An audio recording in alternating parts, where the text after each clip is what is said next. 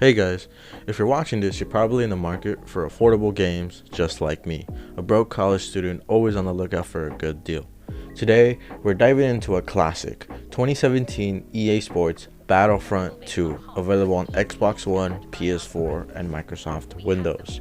In this episode of Affordable Broke College Games, we're focusing on the offline modes, so if you're here for the online multiplayer, you might want to skip out to another video. Now let's talk Battlefront 2.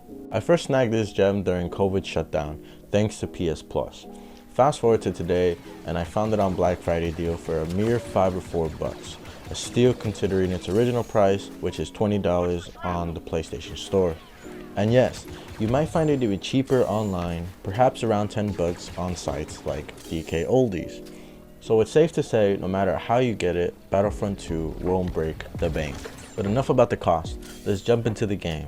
The download might test your patience. It took me nearly a day to complete it. Blame it on my Wi-Fi speed.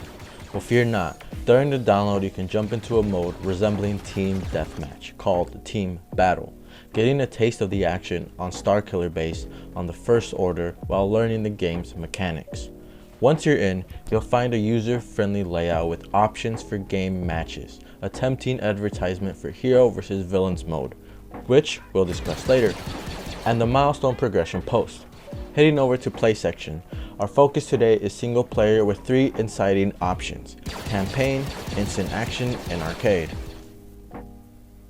The initial segment of Star Wars Battlefront 2's campaign, named Imperial Dawn, sets the stage for an enthralling narrative adventure within the Star Wars universe. You play as the role of Eden Versio, commander of the elite Inferno Squad in the aftermath of the Battle of Endor.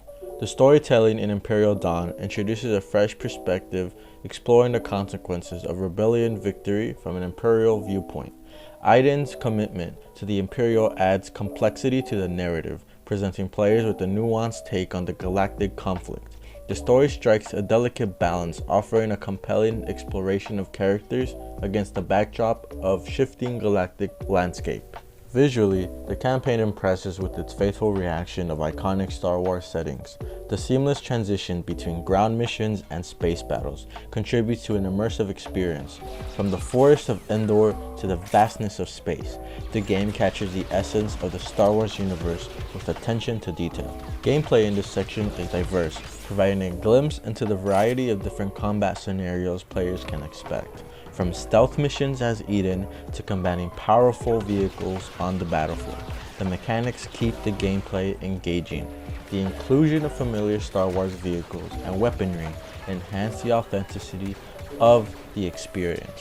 While Imperial Dawn lays a strong foundation for an intriguing narrative, its relatively short duration may leave players eager for more in-depth exploration of the Imperial perspective. The campaign's swift pacing provides a snapshot of the broader conflict, leaving room for further character development.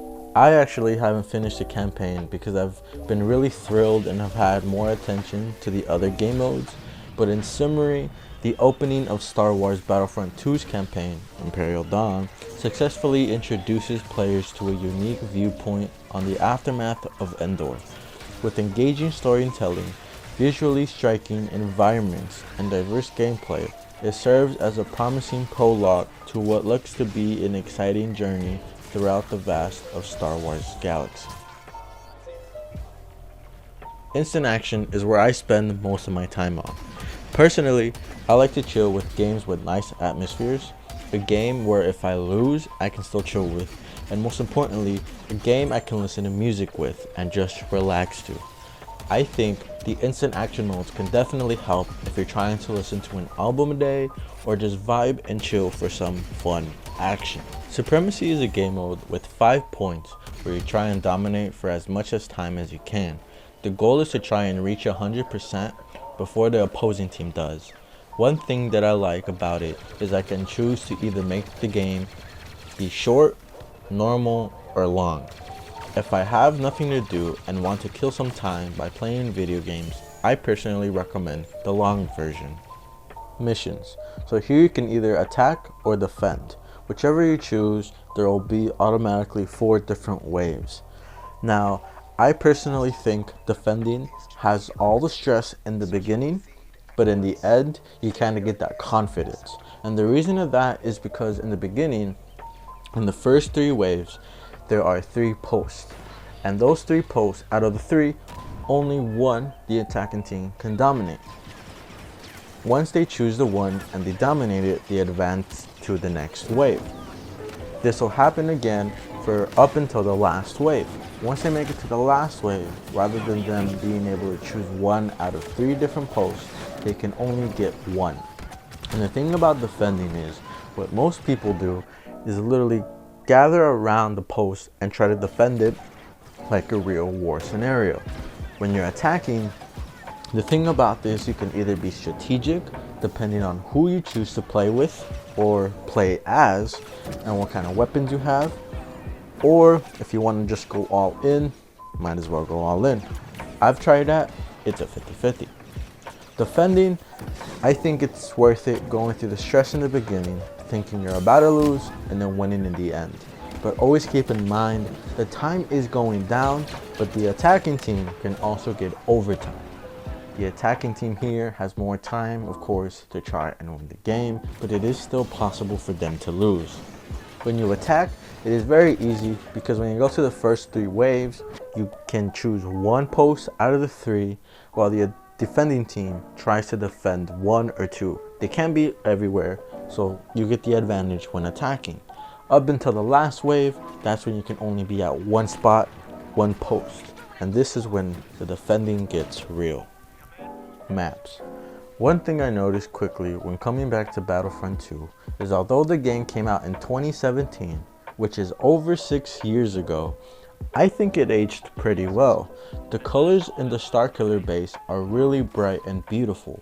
It almost reminds me of Blade Runner 2049. The neon colors are so beautiful and eye-catching when playing in a dark room or at night. Star Wars Battlefront 2 immerses players in a visual feast of vibrant colors that bring the iconic Star Wars universe to life. From the lush greens of Endor forests to the fiery reds of the volcanic planet Mutzaphar, the game's palette is a testament to the diverse environment within the galaxy. Lightsabers glow with an intensity that captures the essence of the films, while blasters' fire adds dynamic bursts of color to the intense firefights. The attention to color details enhance the overall cinematic experience, making every moment visually captivating. The graphical powers of Battlefront 2 is nothing short of exceptional. The character models, both iconic heroes and troopers, are amazingly crafted, showcasing a level of detail that Star Wars fans will appreciate. Environments are rendered with stunning realism, whether players find themselves amid the intricate architecture of Theed or Naboo, or soaring through the skies above Death Star 2. The lighting effects, especially during nighttime maps, adds an extra layer of immersion, creating a visually stunning and authentic Star Wars experience. In summary, Star Wars Battlefront 2's colors, graphics, and maps collectively contribute to a visually stunning and authentic Star Wars gaming experience. The authentic detail in both the visual aesthetics and the diverse environments enhances the immersion, making each battle a visual spectacle worthy of the Star Wars legacy. Whether you're a Star Wars fan or a gamer on a budget, this classic title offers a galaxy of adventures to explore in 2024. Whether you're choosing to buy, thinking of buying, or I convinced you to buy and have now put it into your wish list, I highly recommend Star Wars Battlefront 2. I hope you guys are able to decide for yourselves and to have a good time. Until next time, goodbye.